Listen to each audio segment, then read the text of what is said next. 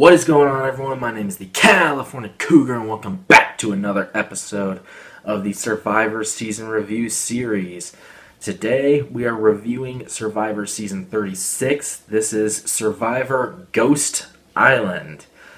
Now, Survivor Ghost Island, obviously it's a season based around a new twist known as Ghost Island. Ghost Island is pretty much like what Exile Island was, except every time somebody goes there, they have a chance to get an advantage in the game. They have to play a game for it, although sometimes there was no game, but the idea was someone could go there and play a game, take a chance for an advantage, and the advantage would be something that was misused or poorly used in past games. It was all about reversing the curse of bad decisions made by previous players. So, yeah, and a lot of the immunity idols this season were also from past games. So, I mean, you had like James Clement. You had one of his idols in there. I believe Ozzy's fake stick idol was also there, and there are a couple other ones too. I think David's fake idol that Jay used in Millennials versus Gen X. I think that was another one that was there. But yeah, like this season is all about reversing the curse of bad decisions made in previous Survivor seasons. Now, this would be an interesting concept for returning players, specifically those that made those bad decisions. Like, they have a chance to redeem themselves and make better decisions with their advantages this time. I would have liked that if it was made as a returning season, but at the same time, I mean, it was way too soon for a returning player season. We literally just had Game Changers 2 seasons ago, so yeah, I can understand why they chose to do it with all newbies. Now, this season, for the most part, was not very well received, specifically because a lot of people hated the post-merge, although a lot of people also liked the pre-merge and the finale. Now, where do I stand on this season? I thought it was fun. It was a fun season to watch. Like, some of the cast was boring, but for the most part, there were definitely some great standouts on this cast, and there were some fantastic, entertaining moments as well. Plus, that final tribal, which we will talk about, was just hands down one of the best things the show's ever seen, I think. So, yeah, I had a lot of fun with this season. There was definitely a lot of predictability with it, and there's definitely some problems with the season as a whole, but I really enjoyed it. So, starting off with the cast. So, this cast, first of all, I think it's the youngest cast ever, I believe. I think the average age was like 31 or something like that. I don't remember. But everybody, like, the two oldest contestants were 41. Everyone else was below 40. So, and most of them were like in their 20s, I think. And you had a guy who was 18 on this season as well. So, yeah, a lot of young guys on this season. Young guys, young girls. A lot of young people on this season. And for the most part, like, there are some very good ones. Like, there are a lot of players with potential, like Jacob and Bradley, and even Morgan. I think those three in particular could have done really well. Brendan Shapiro, he was another one that I really liked. He went out pre-merge. Stephanie Johnson was a player that I thought was going to go deep into the game. Ultimately, she got screwed over by a swap. James Lim, he was another guy I thought was going to do really well. Stephanie Gonzalez, I thought she would do all right, but truthfully, I didn't really know where she was going to end up. And then you have people like Libby, Desiree, Jenna, who all had some entertainment value to them. Jenna, not as much, but I mean, she was mostly known for her little flirting with Sebastian. We'll talk about Sebastian a little bit. I was hoping Sebastian would be one of those guys that would be a big player in the game. But yeah, I already talked about Desiree a little bit. Michael, he was a fun underdog to watch. He's the 18-year-old kid. He was the one who was pretty much on the bottom from the beginning of the game, kind of like Spencer Bledsoe and Survivor Cagayan. He had potential to go far. Ultimately, he got kind of screwed over by a twist as well. And then Chelsea Townsend. I heard she was a lot better than what the editing portrayed her as, and it's so disappointing that the editing did that to her, because I would have liked to see how well she was playing. Apparently she was playing pretty well. I think she won a couple of immunities, and she was great socially and strategically from what I heard, like what these players were saying after the game. Like a lot of people on the cast were saying the editing did Chelsea dirty. So yeah, Donathan was fun to watch. And then, of course, you have Dom and Wendell, who are the two that basically ran the whole season. They were fun to watch as well. And then you have and then, of course, Chris Noble. I don't think I talked about him yet. Chris Noble, his rivalry with Dominic was really fun to watch. Then you do have some disappointments, like Jacob. Again, he had potential to be this great player. Unfortunately, he kind of imploded in the premiere, so yeah, but watching his implosion was just super entertaining. What else? Let's see. Kellen. I forgot to mention Kellen. Kellen was fun. Kellen was way better than I expected her to be. But yeah, anyway, some disappointments. Sebastian, he was kind of disappointing. Angela and Laurel, very disappointing, obviously. Neither of them really, none of those three really did anything except kind of suck up to Dom and Wendell the whole time. That's really all they did. Like, Laurel to both of them specifically, Sebastian to Wendell, Angela to Dom. That's really what happened with those three. So, yeah, those guys were disappointing. But other than that, they were still fun, I guess. Or, they did have some moments, I guess, even though none of them were really that great of players. So that's the cast. Overall, I like the cast. I think it's a lot of fun. They're all super fans. They're all very young and experienced. And, despite being young, a lot of them were or had a lot more wisdom than you would think. People like Desiree, for example, and Michael. A lot smarter than you would lead to believe for their age. So, yeah, there were some duds in the cast, but for the most part, it was a very fun cast to watch. Now, some of the moments this season. Like I said, I mentioned Jacob imploding in the premiere, him dumping rice into his dirty sock, telling the tribe that he was looking for an idol, which caused people to distrust him. Him talking smack after that first immunity challenge about how Malolo was the best tribe ever. He ultimately gets sent to Ghost Island. I mean, it saved him for that night because he was going to be the first one out. But, yeah, he got saved. And then he was the second one voted off anyway, despite trying to get Michael out at that second tribal. And then the swap happened, and, the swap made things really interesting. Dom and Chris still had that rivalry going on. Chris trying to make alliances with the Malolo members would have blown up in his face, but then he got sent to Ghost Island and was saved. Kind of like how Jacob was. Morgan ends up getting blindsided despite seemingly being in the majority. I didn't think Morgan was going to go home. I thought for sure Angela was going to get blindsided, but I mean, the cute blonde girl, as Morgan called her, don't trust her. So, yeah, her exit was fun. Brendan, I like Brendan. It was such a bummer he went out early. He ultimately got swap screwed on the new Malolo tribe. Same with Stephanie Johnson. Again, I thought Stephanie Johnson, based on her performance in the premiere, was going to be a huge player in this game. Jacob had told her about the legacy advantage, and she was the only one that knew about it. I think she played a part in getting rid of Jacob at the second tribal council. And then she was the only one that knew about the legacy advantage other than Morgan at that point. And I remember everyone was speculating that, everyone knew there was going to be a tribe swap because next time on Survivor, they previewed it. Everyone thought that Morgan and Stephanie Johnson were going to end up on the same tribe and that Stephanie Johnson was going to try and pull a Sarah Lucina move and vote Morgan out and take the advantage for herself. Kind of how Sarah did to Sierra Dawn Thomas in Game Changers. Pretended to be her friend, pretended to have her back, and then just vote her out. A lot of people thought Stephanie Johnson was going to do that. Unfortunately, they didn't end up on the same tribe, so that never happened. So, yeah, and her exit was emotional, too. Stephanie Johnson's, a lot of people were very sad about it. And it was easy to see why. So, yeah, it had some emotion. And then you have the second tribal swap where it goes from 2 to 3 tribes, and you have James and Bradley both getting blindsided in the next 2 episodes. Both those blindsides were fantastic, especially Bradley's in particular. I don't think anybody saw that coming.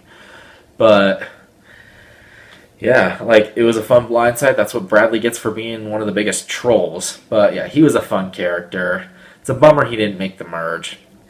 And then you have the merge episode, which is one of the best merge episodes ever, I think. You have Chris and Dom, like their rivalry is rekindled basically, and like they're just going at each other's throats the whole time. You have Chris, like I think Kellen won that immunity, and then you have Chris taking literally every single tribe member except for Dom and Wendell. You have him taking them aside and telling them what to do, and no one was having it. I absolutely loved that. He also went to Ghost Island, got an immunity idol. That could be good for up to 2 tribal councils, I think. He had to use it at 1, and he could gamble his vote for more good knights or good tribal councils to use the idol for. Unfortunately, like he stopped after 2. He hit the no vote and lost his vote at the merged tribal. And then he gets completely blindsided. Like, he didn't even play his idol. He got completely blindsided. So, yeah, that was super entertaining. And there were a couple other entertaining blindsides as well. Like, I enjoyed Desiree's blindside. You also had the final, I believe it was final 10 twist, where, like, the 10 remaining castaways divide into 2 teams. And they play for immunity, like each team plays for individual immunity, and then each team goes to tribal council based on that. This is where Michael kind of got screwed. Like, people were going after Michael because of his physique and how big of a threat he was from the beginning, but I mean, he ultimately got screwed here because he got put with, I believe, Wendell, Kellen, Laurel, and I forgot who the other one was. And Dom, I think Dominic was one of them as well, actually. I think it was Dom, Wendell, Kellen, and Laurel. Now, if he had voted for Laurel instead of Wendell, he would have been saved because Kellen had an extra vote, and she decided to use it at that tribal. She cast both of her votes for Laurel, and then Laurel didn't know who to vote for. She voted for Kellen, and then Dom and Wendell vote for Michael. Michael votes for Wendell because I guess he had no idea what Kellen's intentions were. But obviously, and I think Laurel was his closest ally at that point. So I can understand why he didn't vote for Laurel there, but it would have saved him. But yeah, I don't think he would have gone home that night if he had, or if it wasn't for that twist. And then Jenna, I don't think there was anything Jenna could do. But yeah, like, it was a fun twist. Other than that, though, the pre-merge, or the post-merge, rather, it was kind of boring. It was very predictable for the most part. Like, we knew when Chelsea was going home. We kind of knew when Kellen was going to go home. We kind of knew that Sebastian and Donathan, we knew that they were going to go home. It was the Dom and Wendell show, basically. And you had Angela and Laurel, who had so many chances to make some moves and get Dominic and Wendell out, but they never did it. And ultimately, it ended up being very disappointing because of it. And it's easy to understand why people didn't like this post-merge, because it was the Dom and Wendell show the whole time, pretty much. Now, the final 6 tribal council was entertaining because you had Sebastian. Like, Sebastian, all of a sudden, he wants to make a move because he got an extra vote at Ghost Island. And then I think Angela and Laurel, or he told Angela about it, Angela told Dom, and then, like, I think Laurel found out about it as well, and they were not very happy with Sebastian. They ultimately decided to blindside him. But one of Dominic's moves here, I absolutely love it. Ben did something very similar last season where before the votes were cast, he decides to Ben decided to hand his immunity idol to Jeff before the votes were even cast. Dom pulled like a 500 IQ play here where he has a fake idol. He had found a fake idol, and he decided to give it to Jeff Probst before the votes were cast in order to fool the other cast member, in order to fool the other castaways into thinking that it was a real idol. Donathan was the only one that didn't fall for that move, and everyone else fell for it and they voted Sebastian off. He didn't, and as a result, Dominic ended up keeping his real hidden immunity idol. So yeah, pretty cool 500 IQ play by Dominic there. And now, I mentioned the editing earlier. Yeah, the editing was pretty bad in the post-merge especially because it focused so much on Dom and Wendell and Laurel and Angela to a certain extent, although not nearly as much.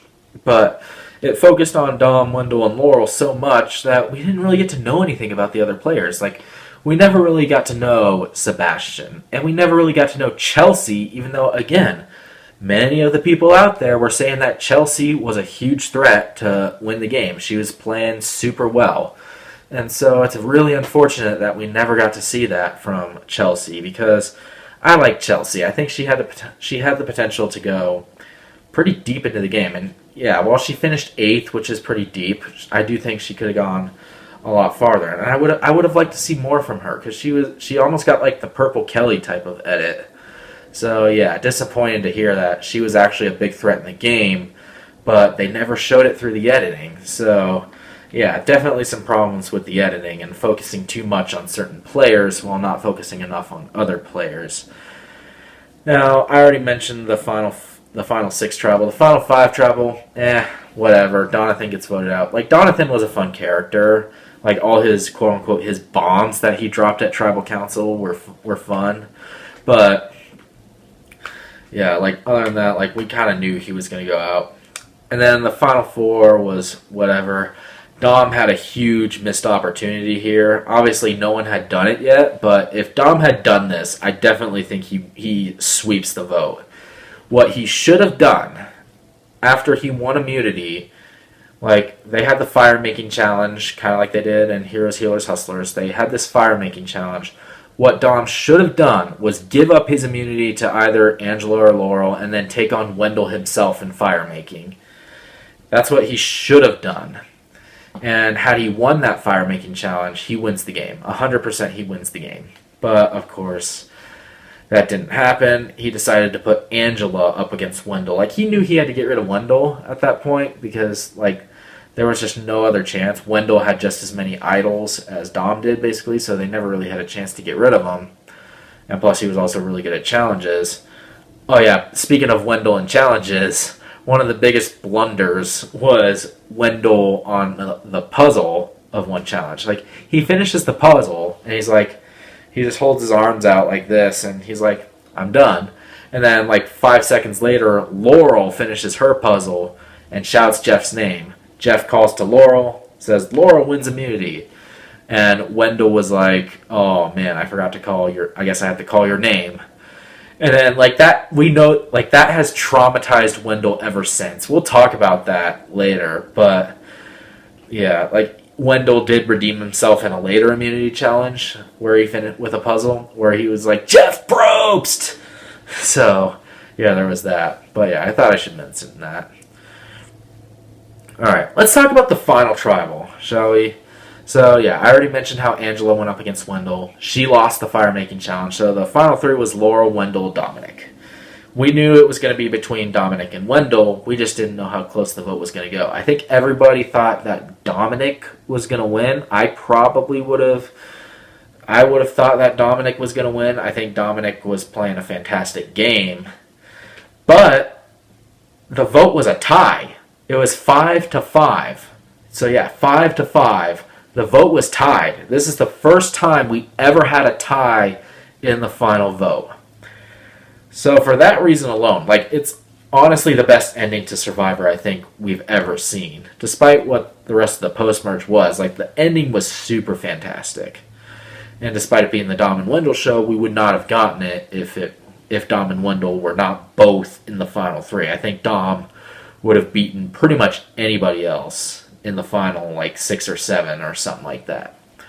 So yeah, like, it was a really good final 3. And then I think we all knew that Wendell was going to win at that point because Laurel was the one who would cast the deciding vote. She obviously had a closer bond with Wendell, so she voted for Wendell. So, Yeah, like that's the main gist of the season. I thought it was a lot of fun. I know a lot of people don't like this season very much because of the boring post merge, but at the same time, these are the same people that love heroes versus villains for like even though that had a boring post merge. Like honestly, I thought the heroes versus villains post merge was way more boring than this one. The pre merge of that season was fantastic, but again, so was this one. So basically, for me, like what separates this from Heroes versus Villains for me is the merge episode and the finale. I think the finale was way better. The final three was much more competitive than the one in Heroes versus Villains. So overall, I enjoy this season a lot more than I enjoy Heroes versus Villains. And I know they're completely different seasons with completely different twists, but still, that's just my take on it. So overall, I really enjoyed this season. I think it's one of the more underrated ones for sure. It definitely has its problems. Like, it's not without its flaws at all. But for the most part, it's a very enjoyable season. It's a very good season, I think. It's got one of the best endings to Survivor ever. It's got a great merge boot or merge episode. Fantastic pre-merge. It's a fun season. So with that being said, I'm going to give Survivor Ghost Island a 7 out of 10. I debated for a long time what score I was going to give this season. It was either going to be a 7 or an 8. I couldn't really decide. I ultimately decided on 7 because the post-merge does kind of drag it down more than it should. Same with the editing. I think those stick out like a sore thumb. But other than that, like I think it's an underrated fun season. I really do. I enjoy Survivor Ghost Island. But anyway, what do you guys think about Survivor Ghost Island? Make sure to let me know down in the comments below what you thought of it. Make sure to hit that thumbs up button if you enjoyed this video. And make sure to subscribe to my channel for more videos to come in the future. Next week we talk about Survivor David versus Goliath. So stay tuned for that. And until that next video, once again, my name is the California Cougar. And always remember to stay California cool. Peace!